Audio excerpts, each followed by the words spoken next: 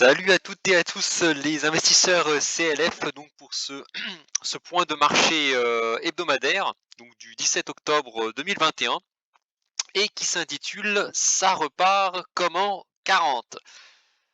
Alors bon, je vous passe comme d'habitude les différents disclaimers, hein, donc c'est toujours important voilà de faire attention en matière d'investissement, de toujours voilà pour bien préparer les choses. Et à ce propos, sur les investissements, donc je m'excuse, cette vidéo sera un peu plus courte que d'habitude, parce que j'ai beaucoup travaillé, cette, semaine, sur un produit structuré, qui va voilà, qui va sortir, et qui rapporte enfin qui a un rendement espéré de 9 par an, donc c'est un rendement assez élevé.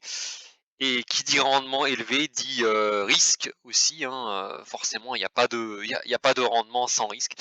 Et donc j'ai passé, pas mal de temps à faire des calculs, voilà, des calculs de risque pour voir, si j'investis ou pas dans ce produit et si je fais investir également, les personnes de ma famille. Voilà, voilà, donc donc j'ai pas mal bossé là-dessus, voilà, parce que c'est un produit qui est quand même très intéressant, mais bon, bah, voilà, il faut toujours travailler dessus. Et j'ai passé pas mal de temps voilà, à bosser. Voilà, pour celles et ceux que ça intéresse, voilà, vous pouvez m'écrire en privé, voilà, je serai pas, voilà, le but de ces vidéos, c'est pas de faire de la publicité sur des produits parce que bon, un produit qui peut très, très bien, m'aller à moi, peut être très nocif, pour vous. Voilà, donc c'est voilà, il y aura pas de publicité sur ce produit ni sur aucun autre. Mais voilà, juste pour vous dire que j'ai passé, voilà, la vidéo sera un peu courte, un peu plus courte que d'habitude parce que j'ai passé pas mal de temps à travailler sur cette opportunité d'investissement. Alors pourquoi ce rebond là? Parce que là les marchés nous ont pas mal surpris cette, semaine. Alors il y a, plusieurs, raisons. Alors tout d'abord, on a eu des résultats d'entreprise, meilleurs qu'attendus. Heu, c'est difficile, on pouvait penser qu'on aurait des déceptions, parce que les attentes étaient quand même assez élevées. Et ben non, on a eu quand même de grosses, enfin de bonnes surprises, notamment dans le secteur des banques. Ce qui fait que, ben, forcément les banques pèsent quand même assez lourd, hein, dans les grands indices, notamment les indices, européens et américains. Et on a eu de très bons résultats et donc du coup, ben, les bancaires ont, amené les indices, actions, à casser leur résistance. Donc ça c'est le premier, voilà, première bonne nouvelle. Deuxième bonne nouvelle, alors cette fois-ci qui concerne, les cryptos et notamment le bitcoin, avec des rumeurs qui indiquent que la SEC pourrait autoriser la création de trackers, d'ETF sur le bitcoin. Donc je rappelle que les ETF peuvent être utilisés, sont même utilisés par les investisseurs institutionnels, notamment les fonds de pension et les assureurs. Donc si le Bitcoin peut être structuré au sein de trackers, ça voudrait dire que les assureurs, les fonds de pension pourraient, officiellement détenir, du Bitcoin. Et ça évidemment, c'est très, très, entre guillemets, c'est très positif, du moins à court terme sur, sur les cryptos et notamment le Bitcoin.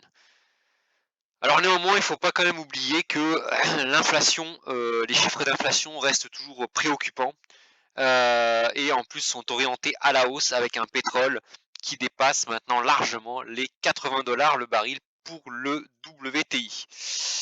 Mais que l'on se rassure, hein, madame, Christine Lagarde, patronne de la Banque centrale européenne, nous dit que l'inflation reste transitoire. Reste transitoire, hein. Alors je sais pas ce qu'elle entend par, transitoire. Alors est-ce qu'elle a copié monsieur Powell, le patron de la Fed, ou est-ce qu'elle s'est inspirée des chiffres de l'INSEE? Donc officiellement en France, l'inflation, ressort à 2,1. Et oui, hein, seulement 2,1 et en plus c'est transitoire. Alors je sais pas ce que vous voyez vous, hein, enfin je sais pas quand je fais le plein, quand, je vais faire mes courses, j'ai pas l'impression que les prix n'ont augmenté que de 2 d'une année à l'autre. Alors je ne sais pas, voilà, c'est sûr que si, le prix des ordinateurs et des balles de tennis, compose, 50 du panier de l'inflation, effectivement, on peut avoir une inflation qui monte à 2. Donc voilà, donc toujours est-il qu'on est quand même voilà, dans un marché assez paradoxal, voilà, avec oui, effectivement des chiffres, de croissance, enfin, d'entreprises qui sont pour le moment meilleurs qu'attendus. Mais quand même, hein, l'inflation reste, assez préoccupante et ne semble pas, s'assagir pour les prochains mois puisque, rappelons que le pétrole, on va dire, est un indicateur quand même avancé de l'inflation. Donc si le pétrole aujourd'hui continue à enregistrer des records, hein, des hausses, ben, toute hausse du pétrole aujourd'hui, c'est de l'inflation à venir pour les prochaines semaines, voire les prochains mois. Donc j'arrive pas à comprendre comment madame Lagarde ou monsieur Powell, peuvent nous indiquer que, l'inflation, n'est que transitoire, ne sera pas élevée, ne sera pas voilà, c'est un petit peu difficile à voilà, difficile à croire. En tout cas, les marchés, eux, sont plutôt, voilà, ont trouvé de sont optimistes. Bon, bah, de toute façon, le marché a toujours raison, hein, vous savez, c'est c'est moi, j'ai pas la prétention d'avoir raison contre le marché, hein, le marché, a raison, le marché est plutôt optimiste. Alors est-ce que c'est un feu de paille ou est-ce que c'est durable? Seul l'avenir peut nous le dire.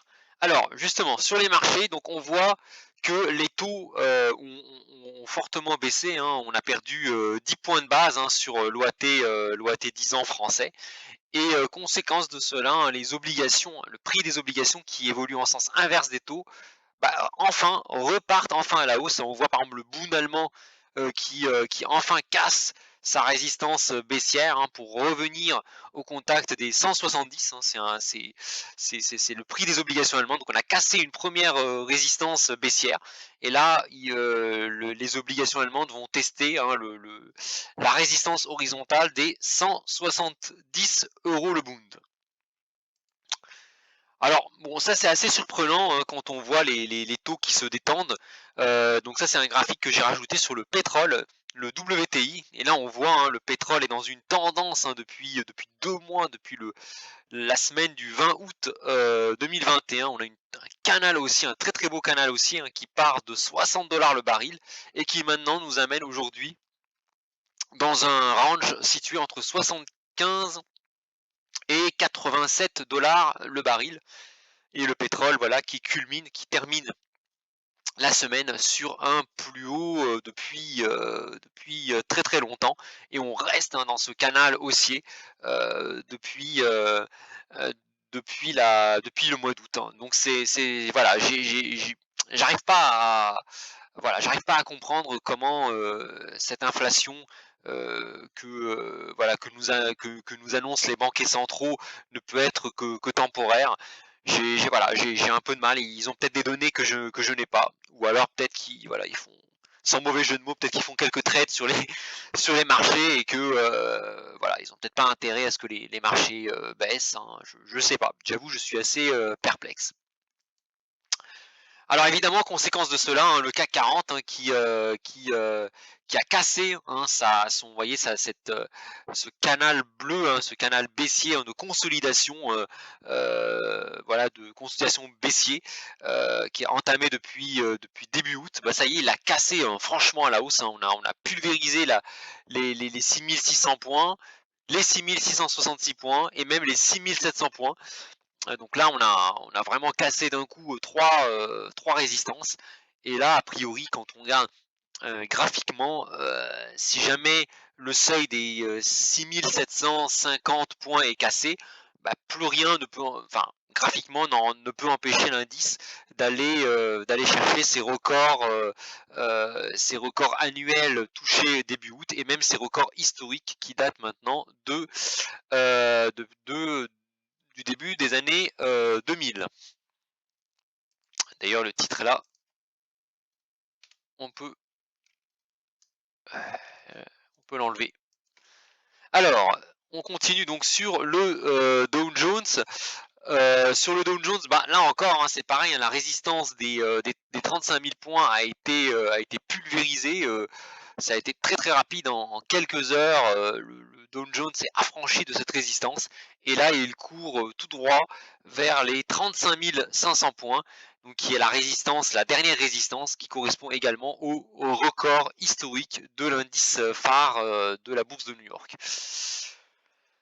Alors, la bourse, donc sur la bourse chinoise, donc on voit, qu'il y a une remontée également, une espèce de remontada. Alors rien à voir avec les indices américains et européens qui courent vers les records, hein, là enfin sur la Chine, on est encore à, plus de 20 des records du début de l'année. Mais l'indice chinois a réussi à s'extraire, hein, cette semaine. On confirme ce qu'on a eu en fin de semaine, du 13, du 13 octobre. On a enfin cassé cette résistance baissière, hein, qui passe par le sommet historique et par les plus hauts du mois de mai.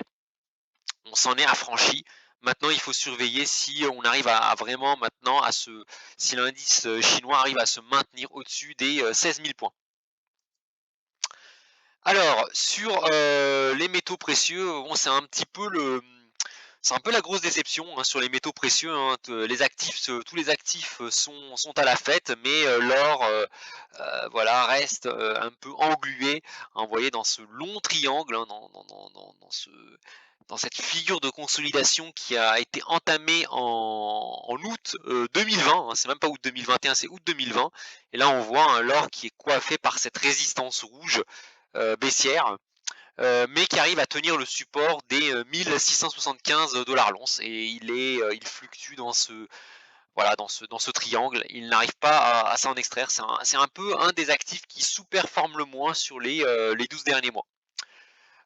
Pareil pour l'argent, donc l'argent qui est dans un large canal, situé entre 21,75 et 30 dollars l'once. Et maintenant, enfin, l'argent est aux prises avec cette petite résistance baissière, hein, la résistance un peu en rose là, qu'il a du mal à s'affranchir. Donc là, c'est pareil, hein, l'argent est assez, comme l'or, hein, assez décevant quand on regarde les risques inflationnistes qui s'accroît pour les prochaines semaines, prochains mois. Et enfin, je termine par le Bitcoin qui a explosé, qui a effacé sa résistance baissière, hein, et qui a explosé les 50 000, les 52 000, les 55 000, les 60 000, et qui se dirige tout droit vers son record historique de 65 000. Alors certains analystes nous disent que si les 65 000 sont passés, il n'y a plus du tout d'obstacle jusqu'aux 100 000. Donc là encore, hein, faut être, faut être prudent. Voilà, moi je suis personnellement prudent. C'est vrai qu'il y a eu des bonnes nouvelles sur le Bitcoin qui sont sorties. Maintenant, voilà, les autorités, voilà, il faut quand même faire attention, voilà, aux annonces des autorités monétaires et politiques, hein, qui peuvent semer le chaud et le froid. Alors en conclusion, sur les tendances remarquables, le processus de hausse des taux observé il y a quelques mois marque le pas. Les indices actions qui s'extraient de leur phase de consolidation et qui de nouveau marchent vers leur record, hein, mis à part la bourse chinoise qui fait preuve de résistance, hein, qui a rebondi mais qui reste loin de ses records. Les métaux précieux tentent de se redresser mais restent quand même en retard par rapport aux autres actifs, et notamment par rapport au Bitcoin qui là, voilà, qui est vraiment l'actif l'actif phare, hein, l'actif vedette de la semaine écoulée. Donc à surveiller pour les prochains jours, le baril du brut, le prix du brut, est-ce qu'il va continuer comme ça à monter, voilà, 85-90 dollars? Est-ce qu'il va continuer à cavaler? Et les résultats des entreprises qui continueront à tomber, notamment les GAFA. Donc à surveiller, hein, aussi le prix du pétrole. Est-ce que les marchés pourront rester insensibles à des à des hausses continues, du prix, du pétrole et il n'y a pas que le pétrole, hein, il y a aussi le cuivre, hein, qui repart de plus belle à la hausse. Donc ça c'est à surveiller. Donc moi voilà, en toute humilité, je suis assez, voilà, je suis assez surpris par voilà, par cette remontada des marchés.